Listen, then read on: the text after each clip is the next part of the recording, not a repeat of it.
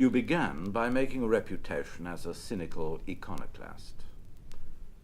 Would you say something about the process that took you to your interest in unorthodox religion?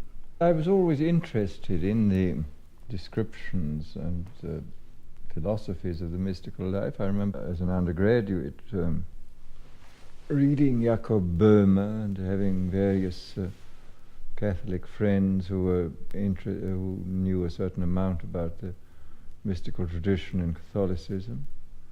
And I read a fair amount at that time. Then I, with sort of mixture of admiration and hostility. With derision? Not with derision, but with a good deal of skepticism and with a great deal of fascinated interest. And then I came to read more and meet numbers of people who knew about Oriental material, read a good deal of that, and came in touch with men who'd had first-hand experience.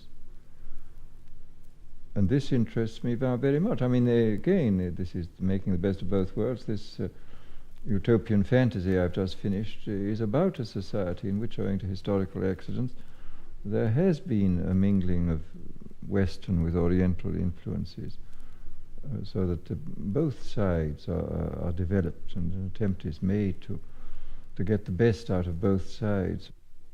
Many serious philosophers like Northrop, for example, The Meeting of East and West, it's a frightfully dull book, but it's a genuine, serious attempt to make some kind of a synthesis. But aren't Eastern ideas and presumptions utterly different from ours? After all, in the past there have been plenty of syntheses between East and West. I mean, Christianity was one, after all.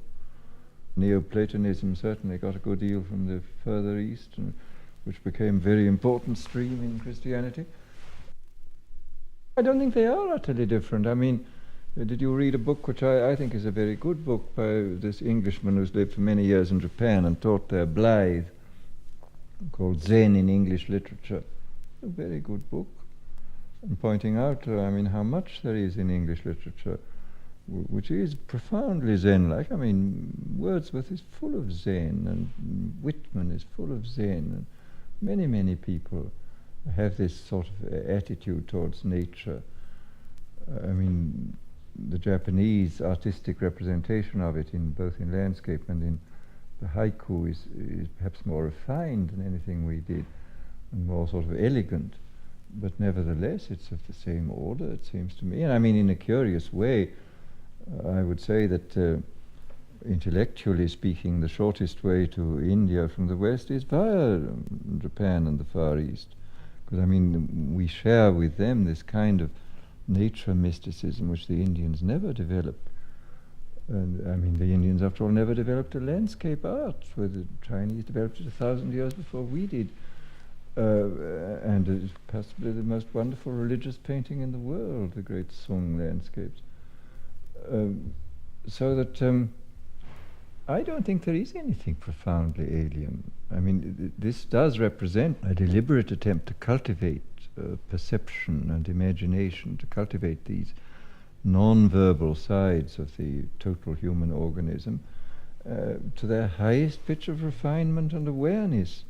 Surely Zen is just the kind of inward turning which makes for cushioning an otherwise intolerable existence. But Zen isn't really all inward turning. I mean, it's outward turning in some ways. I mean, it's both inward and outward. It's after all, nobody's been more acutely aware of landscapes, of flowers, of birds than the Chinese artists, and this does represent a whole, Japanese artists too, represent a whole social attitude towards the external world of seeing infinity in a grain of sand. I mean, the Blake poem exactly sums up what they were after and what they so consummately succeeded in doing. I mean, this is simultaneously outward and inward, which seems to me the most desirable state you can possibly have. The Japanese landscape art was 200 years later than the Sung landscape art, which was the early expression of Zen in the Far East and the expression of Buddhism. They have their religion in Shintoism. They have various Buddhist sects which are full of ritual and symbols and so on. But they do have, and there is a certain element of this in Christianity too, this idea of a non-dogmatic, non-symbolic, I wouldn't call it religion, I just call it an approach to the universe.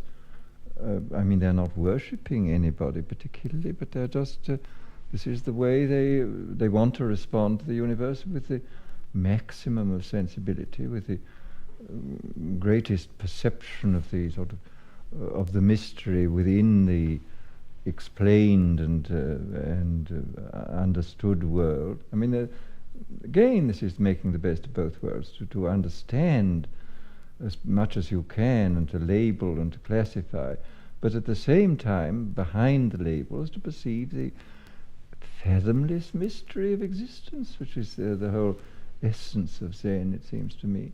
And in this respect, I feel that this approach to the fathomless mystery is far better than the Vedanta or the Hinayana Buddhist approach, which consists of this contemplation, which is intense concentration, therefore almost universal exclusion of everything. I mean, the whole point of the later Mahayana doctrine is that it includes things. I mean, it permits you to live in the world, but perceiving the absolute, perceiving nirvana, not outside the world, as the Arhat does in the Hinayana tradition, but perceiving it within it and realizing it in acts of work and love. I mean, I don't know any higher ideal of life than that. I mean, it seems to touch on every level, on the ethical, the philosophic, the artistic.